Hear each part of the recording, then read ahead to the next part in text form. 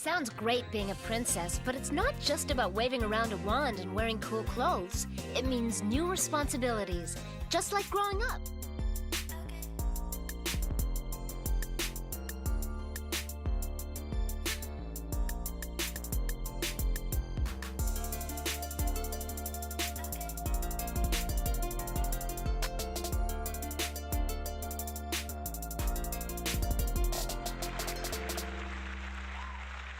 Hello and welcome to Girltaku with your host. I'm Lo and we have Pika. And today we have the collecting Sailor Moon icon, Brooke, aka Ochibawolf. Tell our fans a little bit about yourself. Yeah, absolutely. First of all, it's so nice to meet you, Lo and Pika. I'm so excited for you guys to start your show journey. Like, I've already subscribed everywhere. I can't wait to see how you guys grow and evolve from there. And I'm here for it. I'm going to support you guys 100%. Thank you for the introduction. My name is Brooke. A little bit about me. I'm 35. I'm married and I am a huge toy collector. Like Lo said, my specialty is Sailor Moon. I've been collecting seriously since 2006. Wow. So my Sailor Moon collection has just accumulated over that amount of time. Oh, I also collect Pokemon, Disney, and some like other oddball things as well. It's not just Sailor Moon. However, that is the majority of my collection. I'm also a content creator. I started my YouTube journey in 2019. I'm also the co-founder of SailorMoonFanNetwork.com, which is the largest Sailor Moon fan site currently. We really just try to post all of the Sailor Moon news to an English audience because there isn't any official news source for Sailor Moon fans in English. We do have the official Japanese one, which is SailorMoon-official.com, and we do use that as our main source for the Japanese news, but they don't cover North American stuff. They don't cover Taiwan. They don't cover, what's happening in Korea or anything like that. So as long as we have a source that we can reference to, like we want to have a real source. We don't want to spread fake news or rumors or anything like that. So as long as we have an official source to grab the information from, we will post it on Sailor Moon Fan Network to keep Sailor Moon fans in the know. And I love that you're a part of the over 30 gang. Absolutely, yeah. Still going strong. I just joined the over 30 gang this year, so welcome. I'm feeling pretty good Pika, about it doesn't get any better. Not everybody feels good when they reach 30, so I'm super happy that you have like a positive outlook on it. 27 and 30, I was just like, these are such weird ages. Like, why can't I just like be 30 already? I love it. I've never met somebody who's like really looking forward to their 30s. So Pika, you're an inspiration. I'll be 31 in January, and I'm like, 30 has been good. Like the things that like you worry about when you were in your 20s, you're just like, I don't care anymore.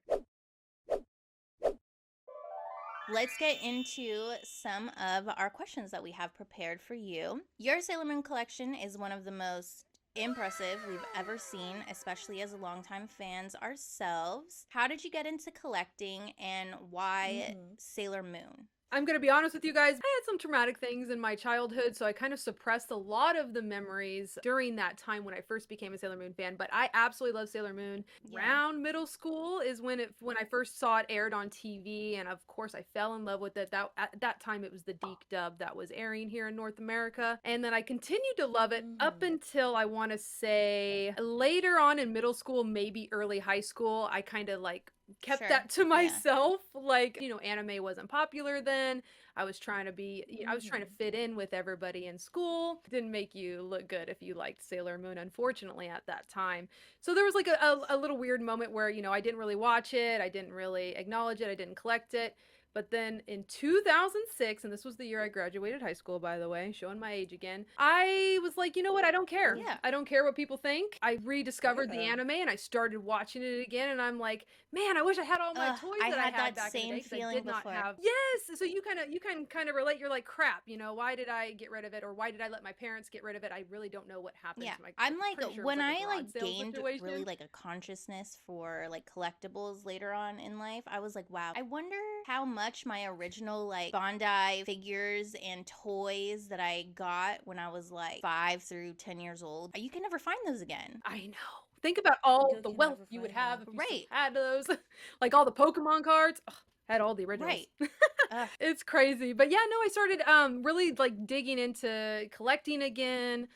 And gosh, I went pretty hard those first few years. 2006 to like, I want to say 2010 was where I accumulated the bulk of my Sailor Moon collection. And when I say the bulk, I mean like the essential pieces, because back then Sailor Moon wasn't Yeah. current, it wasn't licensed, so there wasn't any merchandise being made then. So I really, you only, if you were a collector back then, you were focusing on the stuff that was released in the past. So I collected all the stuff that is like worth so much now, like the RP toys, the older 90s Bandai figures, and all of that good stuff. It was a lot more affordable back then, and also not a lot of competition back then. There was a very small little group of Sailor Moon collectors, and there wasn't a lot of competition as there is compared to today. Like now everybody's collecting, which is awesome, by the way. I love that it's more mainstream. But yeah, no, ever since then, I've just been going hard. I've been going strong. I've never given up. I think as I get older, I appreciate it even more. And I always use this phrase, let me know if you guys agree. Liking cartoons and anime and Sailor Moon, I feel like it keeps us younger than other people our age who are not into that. Yeah. You guys agree to that? Like any kind of like examples that you guys can think of, like, you know, the people with,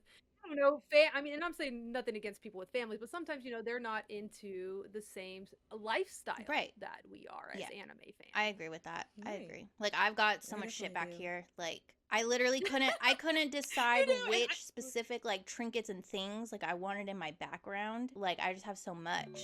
We just talked about how, just like me and Pika, you also watched the original of the Sailor Moon. How would you rank the Sailor Moon adaptations, and is there anything to you that's just like a timeless staple, does not need to be touched, leave it alone? I'm gonna need some clarification now.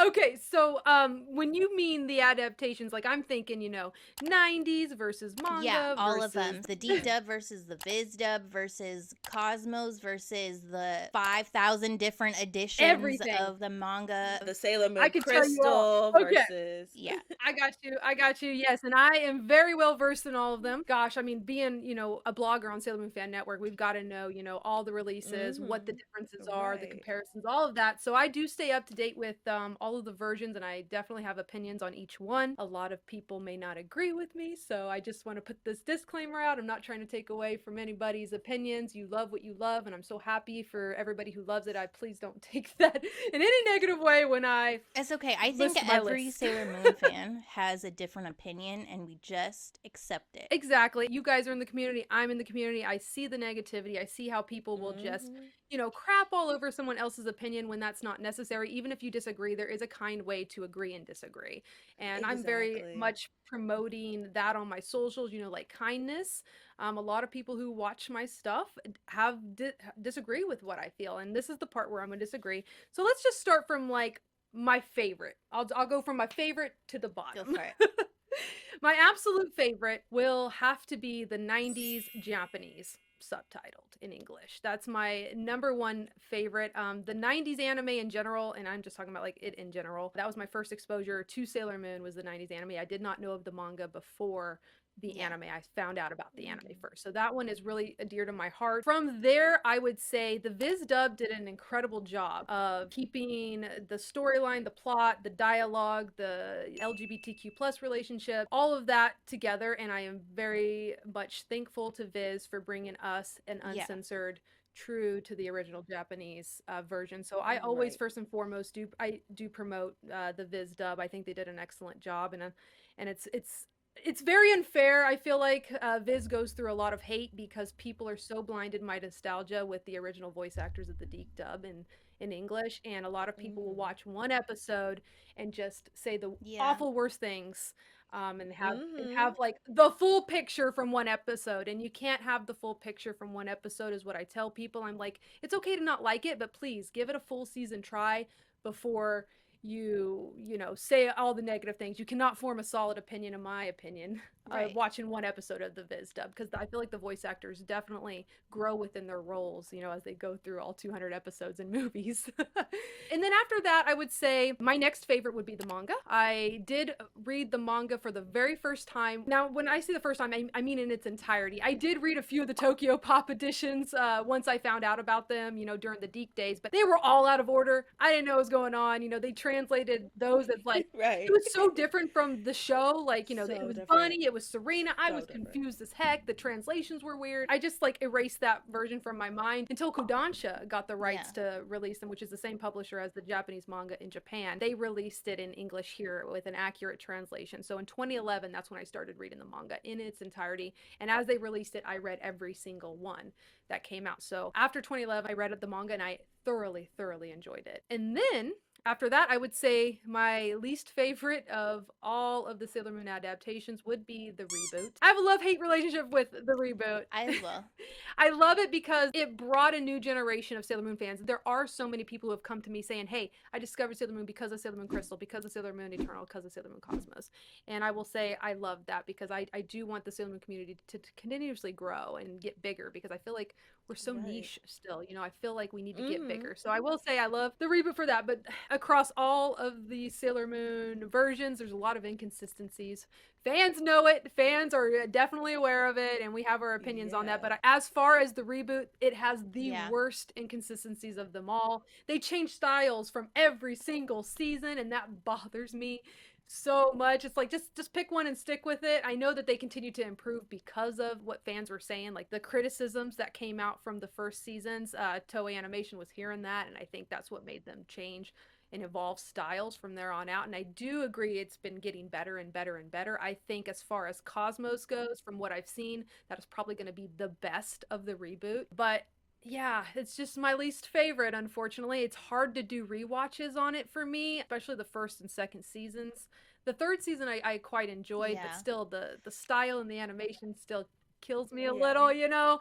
Eternal looked great. I loved it. Oh, and another big inconsistencies, it went from seasons to movies, and I'm like, you guys are doing Sailor Moon so wrong, you know? But I get why they did it, because, you know, when they had the movie budget, they're going to make it look better. But I just feel like they should have always had a good budget from the get-go. We know Sailor Moon is a hot seller. We know it makes money. There's tons of merchandise continuously being released that is, you know, making Naoko a rich lady. I am one of those people that's really nostalgic for the 90s dub. I do agree that the Sailor Moon reboot was just kind of like, I did not like the art style, like in the art direction. I wish that they did it in more of like that 90s anime look, just upgraded a bit. But I did like that it caused a resurgence in anime, shoujo anime, magical girl stuff, and then, you know, all with that, all these new like Sailor Moon collabs and these like merch releases. I was like, okay, boy. Absolutely. I mean, at the end of the day, I have my criticisms, I have my critiques,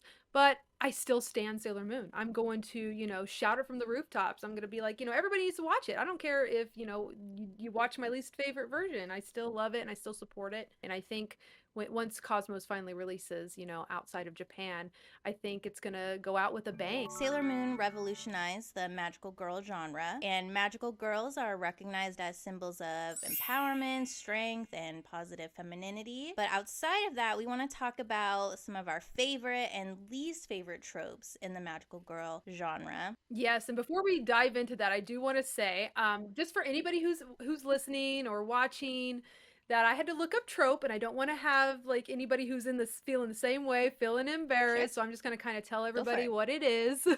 So tropes are like common or overused themes in the plots, animations, or devices, having a tragic backstory, good versus evil, shouting your attacks, talking animals, just a few examples in like the magical girl universe. So I just want to make sure, like, before we continue on, if anybody was like, what the heck is a trope? Because I sure the heck never ever heard of that word, and I had to Google it. That's okay. Yeah, tropes are just, like you said, like some repetitive themes or things that happen, like the plot or the characters, the world building, and a lot of them are very genre defining. There are a lot of magical girl defining tropes that make a magical girl anime or manga magical girl. I'm here for the pet companion. Where's her best friend that's a cat in some sense, a cat, a bunny, anything. I take it every single time, especially if they're talking to. Yes.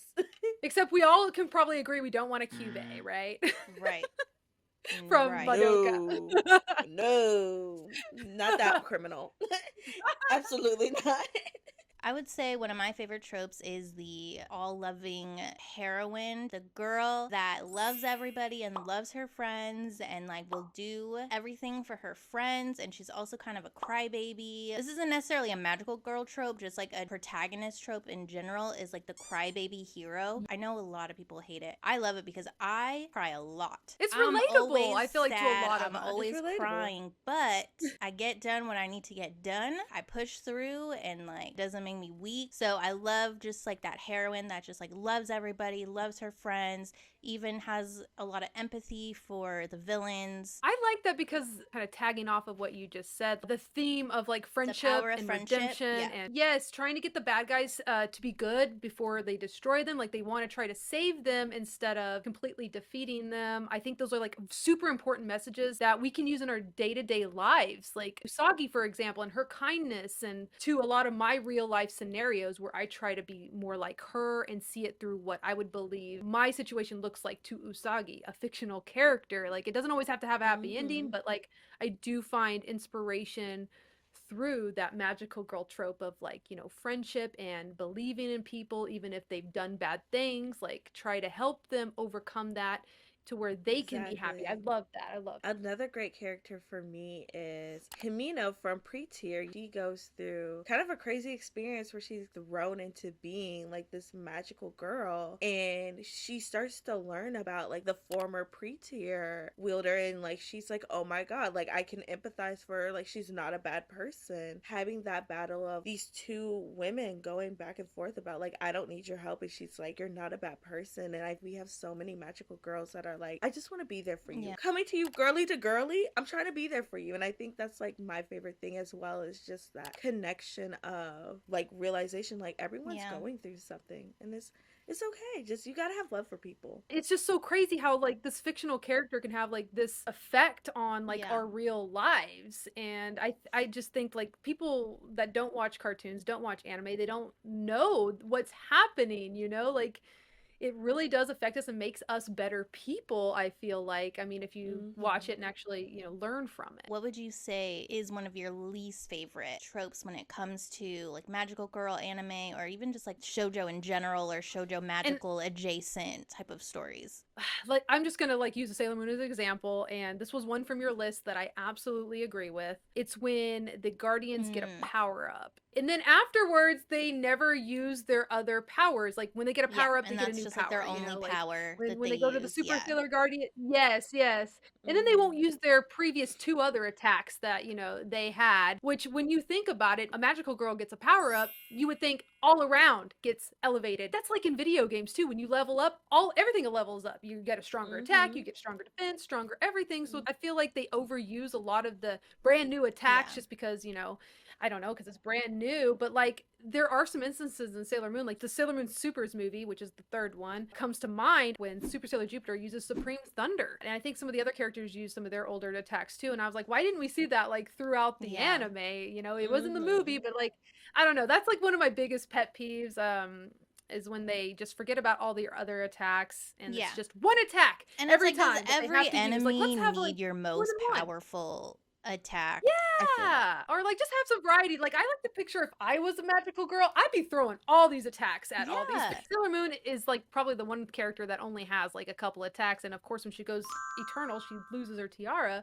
So she wouldn't have that, but I would have loved to see Sailor. Oh, she did actually use it in. Oh my god, I'm going to use the Supers movie as an example again. She did use Moon Tiara action in that one to kill those bomb baby things. I remember, but you really didn't see that happen in the actual anime. You know, after all that. So I'm just like, oh, why? I love that movie so much. I would say probably one of my least favorite tropes in like magical girl or just like fantasy action shoujo is like the useless boyfriend / love interest, or like creepy weird age gap love interest. Like, why are you here? You're not doing anything. Yeah, I could see that. I mean, if you think about it in like real life, well, I did find a partner that, you know, is kind of on my level. Like I wouldn't want one, you know, several steps below me. So yeah, I can see how I agree with that. Lo, what about you? What's one you dislike? I've been thinking about it, and I think mine is just like love triangles that don't really make sense. They always throw in a love triangle. It's like the love triangles that you're like, what is going on? Like, you know, The Usagi, Black drama. Lady, and like Tuxedo Mask. We're like, what is Oh, going the on Black Lady here? one kills me Yeah, because we it's don't talk about Black Lady that is in the Sailor Moon fandom. oh. Just pretend. What The is whole that? Chibisa obsessed with her dad is so bizarre. It's That's so probably one of the. weird. Oh, here's another one: Usagi, Mamoru, and Rei. That Oh, made me hate her so much because especially when I was younger, I was such an now OTP girl. Like I was I like a had my bee. one true pairings in like everything that I watched. So whenever there was like a love rival, I would like hate them. I'd be like, I hate you. But even at that, it's like, oh, I love him, and I don't need it. Like me personally, I don't need it. Speaking of magical girl anime tropes, the transformation sequence is obviously the most iconic one of all. That's like what makes a magical girl. Lo and I, we joke a lot about like how when certain songs come on, it feels like it's our transformation sequence song. We're listening to it and just makes us feel like cooler and sexier and like, you know, more confident, kind of like an alter ego of ourselves, whether we're like doing karaoke or at the club or we're like getting ready. So do you have a song that kind of make you feel the same way? Like for me personally, mine is Misery Business by Paramore. That's a good one. Every single time, it's like a whole different person. I'm when that like, song I'm comes on. going, like, I'm here we going go. through my transformation sequence. Like that's how that song makes me feel. I'm glowing, my outfit's changing, like I'm spinning around. Oh my gosh. I kind of went the other direction with it. I kind of like went like what makes me feel completely different and like sexy because you know I'm very nerdy. I'm a geek. I don't feel that way all the time, and that's not who I am all the time. So like there are certain songs that just transform and make me be like, oh, I can be sexy too. First of all, one of my favorite artists is The Weeknd, and all of his older albums like Trilogy and Kissland. Oh, I'm a different person listening to all those super sexy songs. Kissland for sure. The actual songs, man, it just transforms me into a different super sensual person, and I could take on the world. One. That's a good one. Older Weekend songs, like so good. It's like it was like back in his like that was like days. my like Tumblr era. Yes, absolutely. Lo, what's yours? My friends would say it would probably be Chingy right yeah. there. I do become a different person when that song comes on.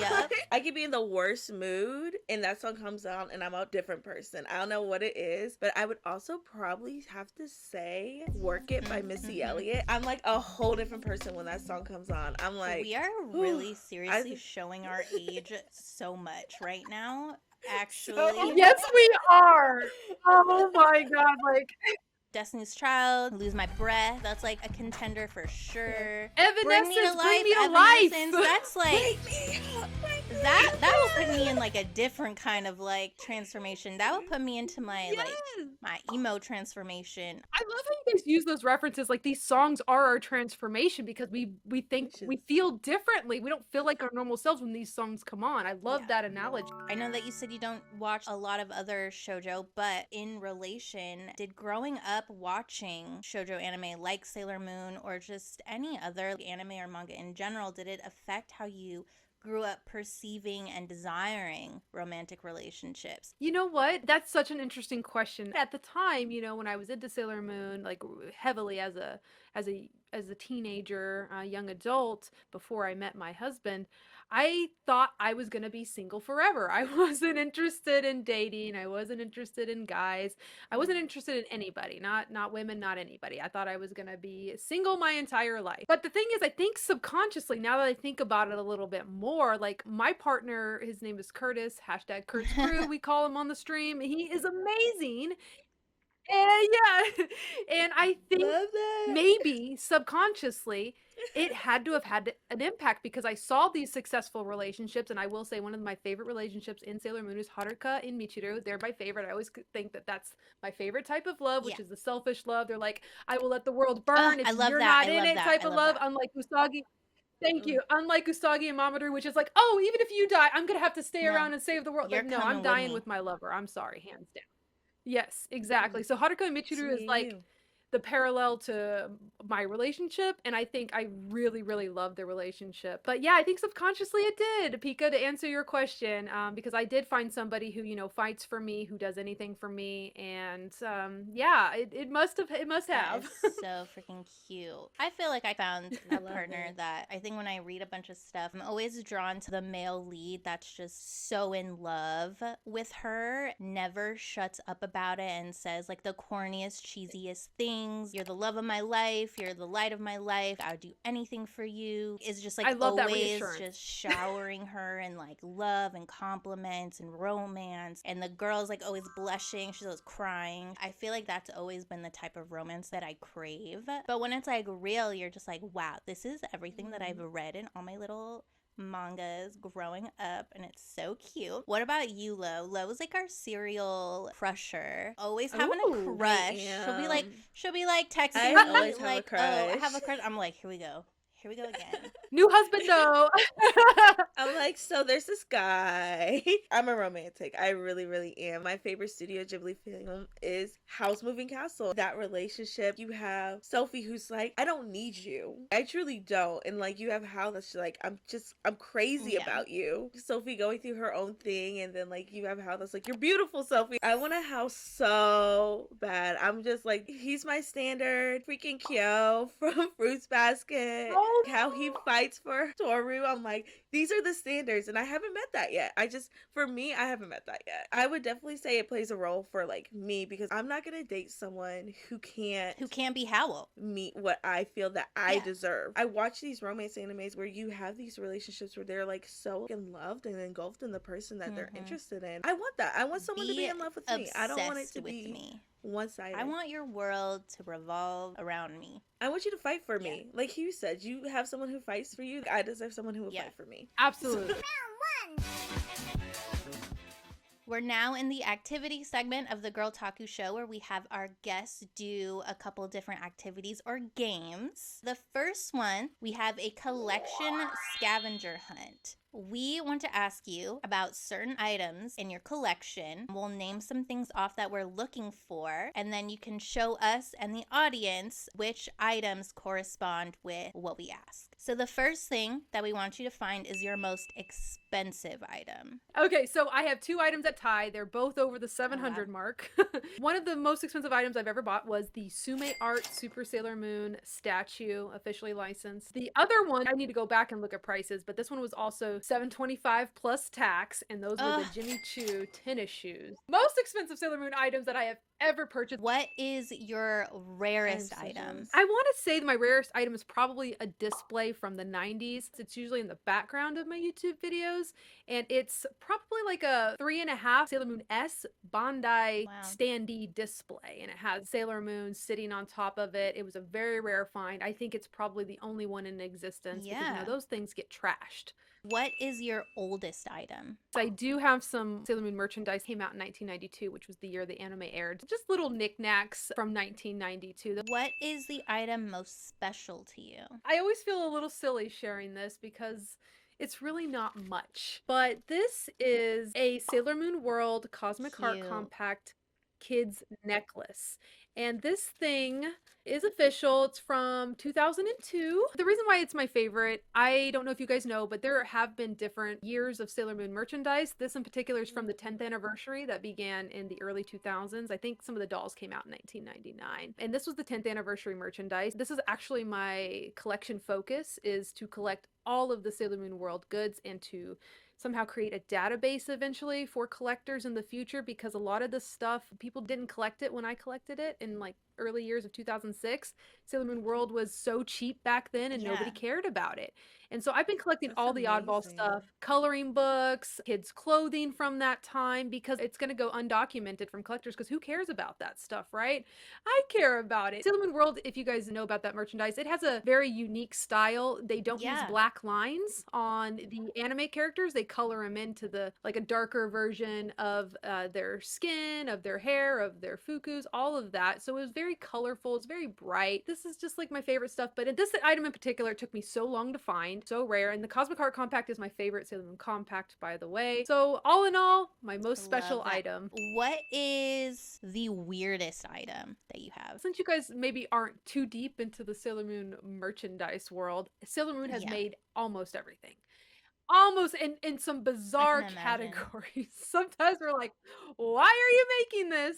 Probably my weirdest item in my collection is Sailor Moon toilet paper. We were waiting for that one. This is strange. This was officially licensed, and as a collector back in the day, bought the pack and sold other collectors an individual roll. And if you guys can see on here, it is the Chibi Guardians. Yeah. All on here with their guardian symbols. There's Sailor Moon right there. I love how it's in pristine it's so strange. Condition as well. Pristine, you guys. I usually keep this wrapped up in plastic, but I removed the plastic so we can really look at it. But that's got to be my weirdest item. I do recall seeing on Twitter once somebody was showing their collection of like Sailor Moon condoms. That was going to be one of my ones I was going to bring up. I couldn't find it in my collection, but I have it. And yes, there are Sailor Moon condoms.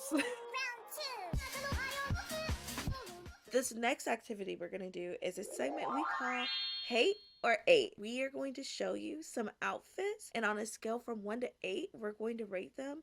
1 being the worst and 8 being the best. 8. So if it's an 8, if it's an 8, all right, let's do it. So the first one that we have is Isagi's rain outfit. Look how big Luna is in that picture. Wow, she's gigantic. Huge. When you guys are rating these, are you rating it like compared to like your own style? Would you wear it, or just like if it's cute on the character? Because I have two different views on this. Whatever your opinion is on the outfit. I'm not a huge fan of the yellow knee-high socks. I would feel like rate they should have been white. Like a 6. Very matchy in my opinion. She definitely 8, but I would rate it about a 7. For Sailor Moon, for Usagi, oh man, this is an 8. This is an 8 for sure. But like if I was gonna wear this in real life, this is like a 2. Our next one is one of my favorite Sailor Scouts, Sailor Pluto, and we are going to rate her transformation outfits. I would give her an 8. It's a 10, but it's an 8. Because she 8. Outer Guardian love up in here. 8 for sure. I'm a big fan of the Sailor Fukus. This is like an outfit that transcends time. So this next one is Ichigo's daily outfit, her daily going out outfit. This one is probably going to be, I'm going to say hate. It's too cutesy for me. I'm going to rate it a 4. That's valid. For me, I feel like this is something I would wear in my daily life, but as a magical girl, I would probably give it a 5. I would give it like a 2. I don't like it. This next one is from Cardcaptor Sakura. She's probably one of the only magical girls that's not a transformation magical girly. Her best friend makes her outfits. I would say I ate it. I love this. I think it's cute as a cosplay. I think it's cute for a magical girl. The ears are everything. The big ass bell is adorable. 8 for me. For me too. It's an 8. I love it. I love it's it. An I 8. just love this outfit. It's an 8. Out of all of them. She 8. She 8.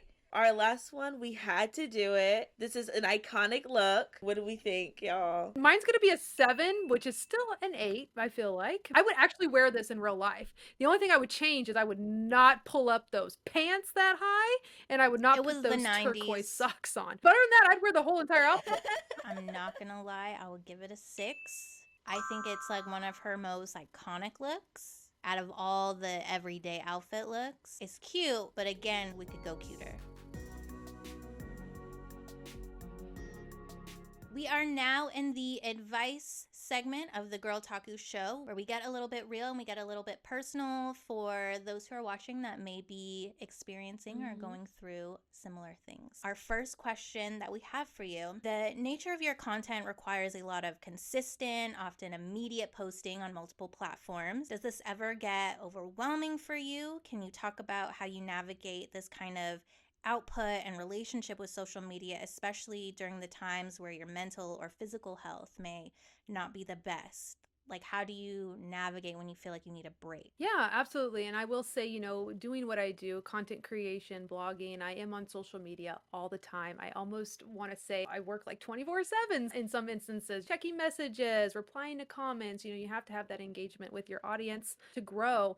And it does get overwhelming. I do get a lot of, negative comments now that I am Yeah. getting bigger. I am sensitive to those. They always say you have to have thick skin, when you're on the internet and when you're posting content. You always want to have thick skin, but it's It's hard. also not realistic to It's say hard. that they don't affect you and you're not sensitive to it. And I absolutely am. And in those instances, I try to make sure to take breaks from my phone. When you take your phone, you're on the go 24/7 with it. It's always there. And we're so like programmed, as in our age group and even younger generations, it's like our phone is always on us. So I like to make a point every night around, I want to say like 5 o'clock, I put my phone down. I put it on silent and I turn it upside down where the light will not be illuminated and show my notifications. And I'm like, I'm done for the evening. I don't care if something, crazy happens on the internet that Sailor Moon, collaborates with this huge brand. I'm just going to look at it in the morning and it's still going to be there the next day. And that's what I like to try to do on the weekends as well. I try not to do content on the weekends. And also a big tip, if anybody is in the same position that I am, all the negativity is just affecting you and you need a break. Take care of yourself first and foremost, and also get outside. Touch That's what grass. helps me. Thank you. Get Breathe in the fresh outside. air. Get some of that, Get that sun rays the on your sun. skin. The vitamin Mhm. D, everything. And also don't bring your phone when you do this. Like I love to go to gardens and just experience nature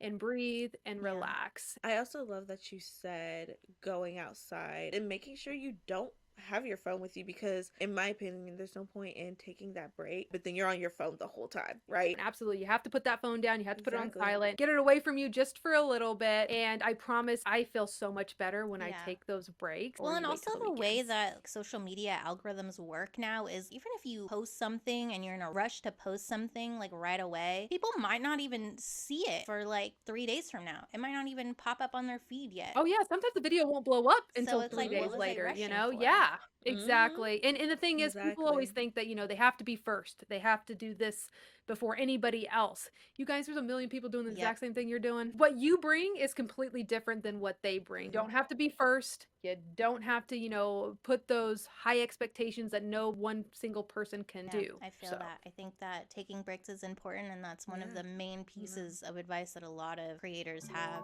We want to talk a little bit about the culture of collecting, especially since it's become a lot more popular in these past few years. But with all of the collecting, it definitely comes with a financial commitment and it can become an unhealthy obsession. So, in your opinion, what are some things and disciplines that you do to keep in mind to stay grounded when it comes to having a healthy relationship with your hobby? Like you said, collecting is the thing now. We saw that during the pandemic, Pokemon cards blew the heck up, and they are still going strong today, the collectible trading card game community. I definitely see the boom, and a lot of people are like, they always think that I'm rich, first of all. That is the big major thing that I've got a pet peeve about that. They see my collection and say, oh, I wish I was rich as you. I'm not rich. I am not rich. What I do to keep myself in check, because I cannot buy everything as much as I would absolutely love. And there are some collectors who somehow are able to buy every single Sailor Moon item that comes out. I am not that person. I can't do it.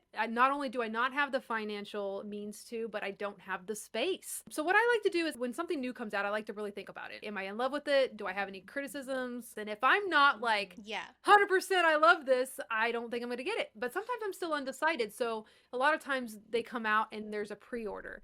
And if I'm undecided, I won't pre-order it. I'll just be like, I'll wait till it comes out. And then by that point, most often I don't even buy it if I was in that undecided range. So really, if something new comes out, I really want it, I pre-order it immediately, boom. And then on the other side, I always make sure my bills are paid first. And this is where, like you were saying, Lo, that there's FOMO. There's people who could potentially make bad financial decisions when they don't have the money, or they shouldn't be spending it because they have rent to pay or they have a bill to pay. You have to really think about your priority. And if you can't, pay for those things and collect, just don't collect at this time. Like maybe things will be better. See, when you're like just getting into collecting, or you like are just getting into a fandom, Yes. and you're like, I need to collect all the manga. I need to collect all the figures. I need to collect this and that, or like I need to be the first one that posts my unboxing. And I get the urgency too. A lot of these collectibles are limited edition and you have only a short window to grab it. And that's another thing. You just kind of got to really think about it. A lot of people like just pull the trigger like this, but it requires you to sit down, have a clear mind, you know, think about the pros and the cons, especially if it's a pricey item. I mean, we have a Sailor Moon figure that's coming out that is almost $1,000 in the future here. We don't have images of it yet, but it's coming out and a lot of collectors are like, what am I going to do? This thing is going to, you know, set me back quite a bit. A lot of people don't talk about the financial disciplines and responsibilities when it comes to collecting. Like it's kind of like a race. Like I need all this stuff and I need all this stuff first. Yeah, and I have a love-hate relationship with collecting all the time. Even though I'm a collector and I support collecting and I promote collecting, I also get to the point where it's like, I have so much. What am I doing? Like you can't even see half the stuff because it's all buried. As well. Overconsumption. And of course, you know, we're buying plastic, you know, that can't degrade. It's a whole thing. It's a whole thing that I go into my mind about, and I definitely think about it. What am I doing? Yes, exactly. So like advice that I could give to people who are in that like FOMO state, they maybe don't have a lot of, you know, disposable money. It's like, take it from somebody who has a lot of stuff. I've accumulated it over years and years and years. You know, you can take your time to buy things as you can afford it. And eventually you'll have a whole room full of stuff and you're going to be like, what am I doing? What am I doing? I think smaller collections look so much better. I think they're easier to organize and you don't have to have a room full of collectibles to quote unquote be happy. In fact, I'm starting to see the reverse effect happen and I don't want people to, you know, get where I am.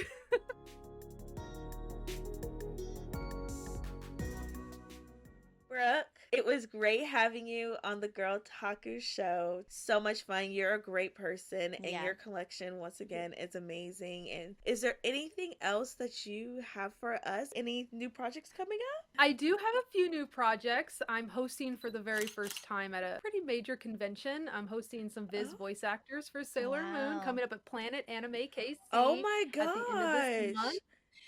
They hired me for that, and I'm super nervous. It's my first hosting gig at this level. So it's gonna be Kate Higgins, which plays Sailor Mercury in the Viz dub. It's gonna be Tara Platt, which plays Usagi's mom, and Michael Yurchak, which plays Hokusai. I'm hoping to expand my already like plethora of things I already do into like hosting and, you know, just hyping this amazing anime and manga community up through conventions and making people feel comfortable. I've been told quite often that I make people feel like they have a voice and they can talk, like they feel comfortable saying their piece in front of me, and I really took that to heart. Like other people, other hosts, they don't feel like they can say anything, and I want, you know, to raise more people's voices and say what they want to say. So I think I'm switching a little bit on what I'm doing going forward, and I'm super excited for that. I do want to thank you, Lo, and Pika for this amazing opportunity to be on your guys' Girltaku show. I love the idea. You guys have like blown me away with what I have seen of your graphics. You guys are so professional, and I can see you guys growing from this, and I wish you guys all the success. And thanks to your audience for watching. You guys make sure you hit that subscribe button, follow them on social media, and watch their freaking growth because they will be big. They will be probably interviewing a lot bigger people than me, and it's gonna be an amazing ride. I'll be there supporting and watching. Thank you so much, Brooke, for being on the Girltaku Show. We loved having you. Everybody watching, we'll see you guys next time. Bye. See you next time, y'all. Bye, everybody. Sailor Moon says, see ya!